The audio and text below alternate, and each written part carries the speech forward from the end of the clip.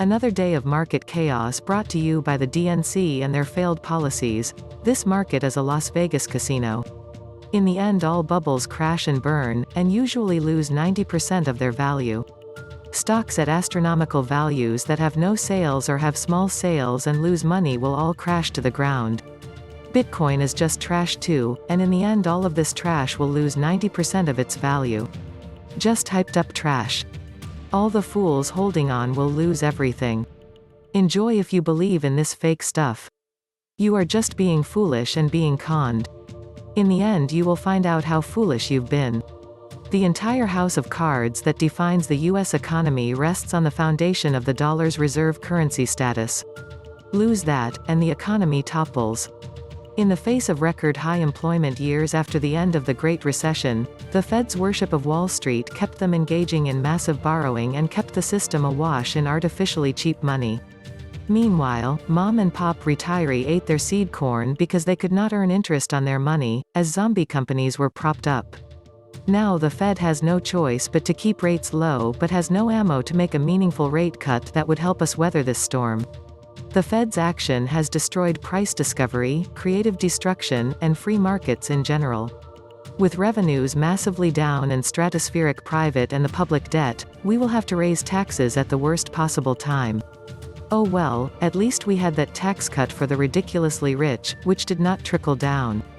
Extreme government debt is why the Fed, even before the pandemic, has worked hard to keep interest rates low, thus hurting savers who don't want to be in the stock market. If interest rates were back to historically normal 4 to 5% levels, that would add roughly $1 trillion more in government spending and borrowing every year.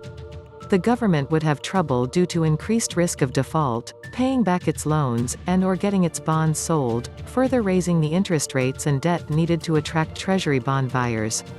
That's how governments and economies eventually collapse, ruining everyone's finances and destroying millions of jobs.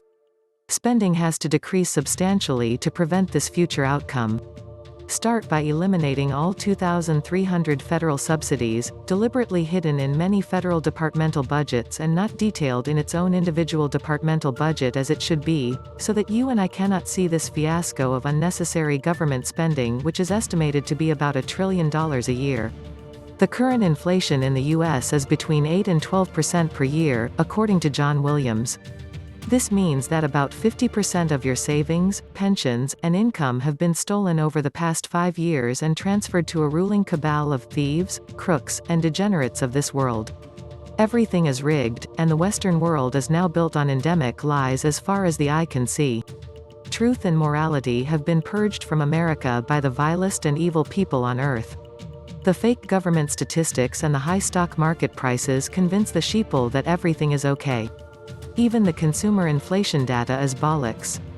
They consider useless discretionary crap, like biotech and tobacco. I don't buy biotech or tobacco. I buy food and pay for a residence. You know the things that are increasing much faster than the official rate of inflation. That should be the only thing in the core CPI, food, and houses. Inflation is everywhere if you just bother to look. My healthcare is up 9% this year alone. It is eating away at my take-home pay and making me and my family poorer. Grocery prices are also rising each year. And my state and local taxes keep going up. On and on, I could go. If they're trying to hide it, they aren't doing a very good job at the grocery stores and gas stations. By the way, there are only 30 corporation stocks that make up the Dow Jones Industrial Average, and they ain't very industrial anymore. They can never significantly raise rates ever again while we're carrying this level of debt. Anything resembling 4% to 5% is going to cripple us, worse than we're already crippled. We are painted into a corner now. A huge national debt always results in higher prices for everything. Neither party had any type of plan to pay down, much less off the debt. History shows that governments have collapsed under the weight of runaway inflation. We can't even afford another war to pull us out of this mess. Serious riots will make the current racial riots look like tea parties. People think the recent riots were bad. Wait till the government checks don't clear or they buy 50% of what they used to. The vast majority of US dollars are held by American private banks and the Federal Reserve. The collapse of the dollar without any successful successor will equal a crisis that may be even greater of 1929. Maybe even with one. That crisis is already in the works, and there is coming hyperinflation ultimately. Can't continue to just print dollars out of thin air with zero to back it. The existing inventory and underground reserves of gold will be $100,000 or more an ounce in order to cover all the outstanding currency. Countries like China and India with huge stockpiles will reap windfall benefits and become the world's richest economies, while the US will suffer hyperinflation. The debt service that will be likely over $800 billion next year is money that is frankly pissed away, bringing no services to the American people for that extremely large sum of money. If the rest of the world sees us as a bad risk, the price we will pay will be catastrophic. Deficits do matter big time. Who will fund the saving deficit of a nation that has finally lost its exorbitant privilege? The Fed will just print money to monetize the debt, right? Everyone in America now believes that the Fed will fix all problems by printing money. It has worked since 2008, so why not? Should foreigners no longer want to buy U.S. treasuries, interest rates would be driven up to entice them to fund our debts. But that will cause the economy to collapse. Lacking in domestic saving, and wanting to invest and grow, the U.S. has taken great advantage of the dollar's role as the world's primary reserve currency and drawn heavily on surplus savings from abroad to square the circle. If the return on investment for Treasury securities continues to be so pitiful that no one will buy them, the whole scheme comes tumbling down. The dollar has lost all credibility in the context of a reserve currency evidenced by a whole host of factors. Not the least being that the US tries to bully the rest of the world. The US is totally bankrupt, and the world knows it. We have abused it too much. The countries are feeling the angst of placing their confidence in the dollar. If the dollar is a so-called world currency, it has to be in the interest of the world. Lately, it seems that perspective has been lost and it has been weaponized to serve American foreign policy. The world does not need the dollar. Every country would love to get rid of the petrodollar, which would, in itself, increase the value of their own currencies. What currency is going to fill the void? China has been working toward its yuan, replacing the dollar on the world stage. If the opportunity arises, they will pounce. The IMF already launched their replacement vehicle in July 2018, which aims at replacing the US dollar for those countries that want to do trade using a common currency other than the greenback.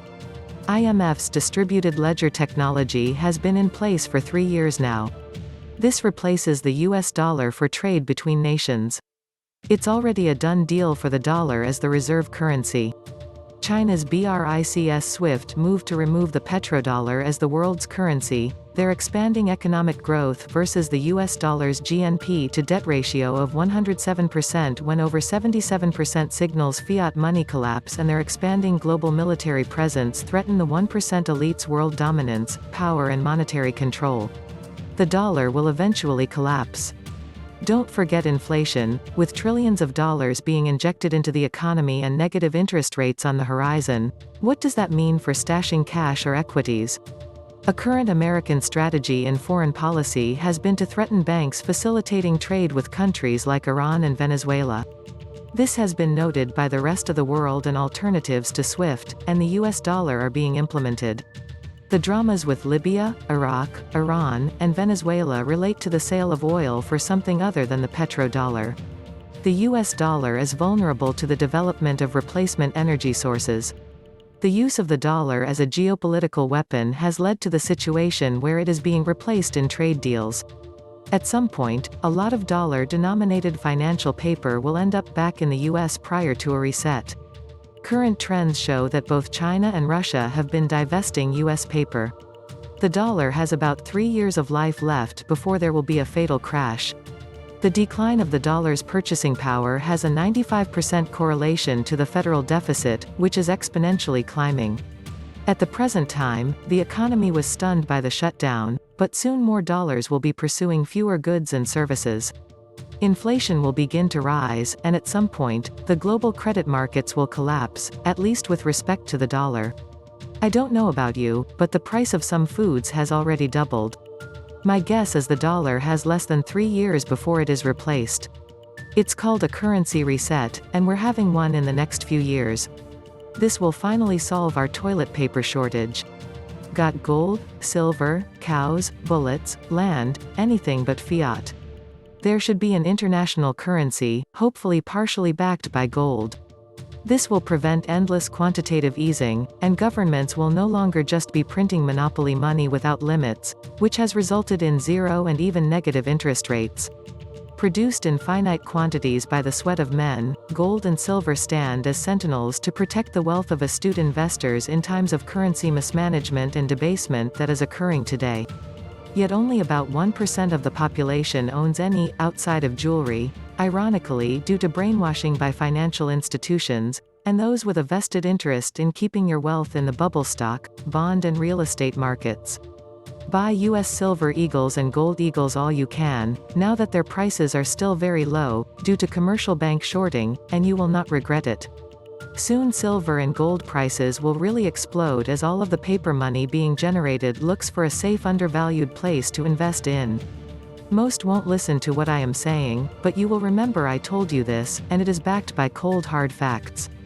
Issue of currency should be lodged with the government and be protected from domination by Wall Street. We are opposed to provisions which would place our currency and credit system in private hands. Theodore Roosevelt.